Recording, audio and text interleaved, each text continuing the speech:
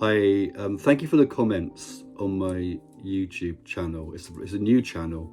I've not been doing this very long, and I appreciate the support and the comments that people have made, particularly recently. And somebody said yesterday touched me, where they talked about the importance of self-love or self-compassion. I think this is a crucial lesson that we need to learn, particularly as neurodivergent people. It is a fact that the human brain has a negativity bias. There's a guy who talks about neuroscience, Dr. Rick Hanson, and I would recommend his work to you. And he talks a lot about negativity bias. And our brains being wired that way worked really well when we lived in caves amongst wild animals, because it protected us from being eaten by them. But it's not so useful now, I think, and that can be a source of stress, and that can be a source of stress for everyone. But I think it's magnified in terms of neurodivergence. Certainly that's my experience as a neurodivergent person. And that comes, I think, from internalizing the negativity, the stream of negativity that we've experienced, that we've encountered, has come our way throughout our lives. And I can remember, if I go back to my school days, teachers saying things like, I don't know why you're bothering to sit this exam, there's no point you turning up for it, you won't get a pass. Or being told that I'm not going to amount to anything in adult life. Parents saying things like, where they would intimate that they were disappointed when they went to school for parent-teachers evenings and to get feedback on my school performance. And then at work amongst peers, that negativity feedback is damaging, but it stays. I think there's a residue of it that stays in your mind, and I think stays in your heart, and it informs your self-image. The more you hear negative feedback, the more likely you are to begin to believe it, and interact with it and engage with it. So that natural negativity bias is magnified by that constant stream of negative feedback that you hear. So I think it's really important to actually purposely practice self-compassion, bringing that kindness to yourself. And that's a difficult thing to do. It's not easy.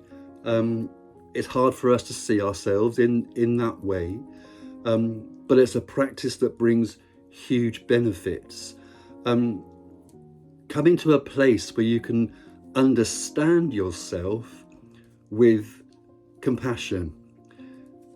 So saying to yourself, may I begin to see myself with the eyes of compassion and love, and sitting not in an agitated state, which is pretty much a natural permanent default setting for some of us, I know, but allowing yourself to relax as best you can, and not judging yourself if you can't relax fully, and just saying, may I see myself with the eyes of understanding and love.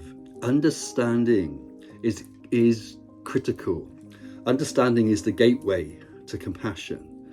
Understanding is the gateway to self-love, and indeed loving others. We have to understand them. We have to understand ourselves. And just spending time appreciating, this stream of negativity has come my way, and actually I haven't deserved that.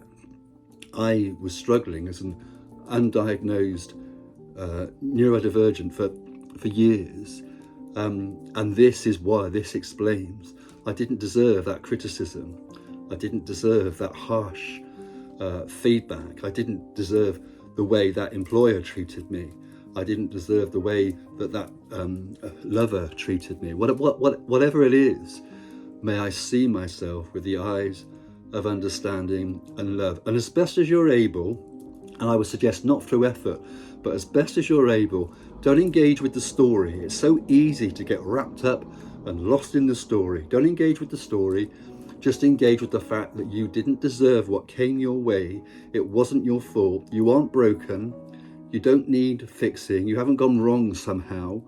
You just live in a world that isn't geared towards the way that your brain is wired. And that's nobody's fault. That's nobody's fault. And it doesn't make you less of a human being. And it doesn't make you less worthy of love and affection. But it starts, I believe it starts with being able to bring that to yourself. May I begin to see myself with the eyes of understanding and love, understanding that harshness, understanding those cruel words, those cruel actions, beginning to see why they happened and why they occurred, forgiving yourself where you need self-forgiveness, and becoming your own best friend.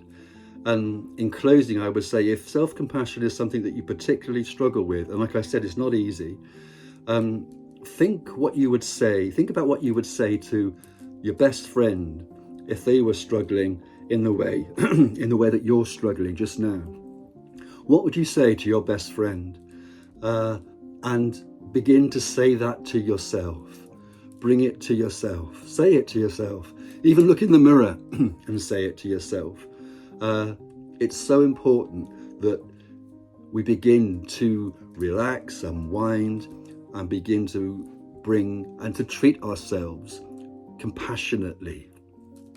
It can be something of a radical act, because it isn't the way that society is geared, and it isn't something that we're taught. But to live successfully, freely, fully in life, we need to know how to bring self-compassion to ourselves. May I see myself with the eyes of understanding and love, understanding your history, understanding those interactions, and treating yourself with the same level of compassion that you would treat your best friend in the same position. Thank you for listening to a longer video than normal.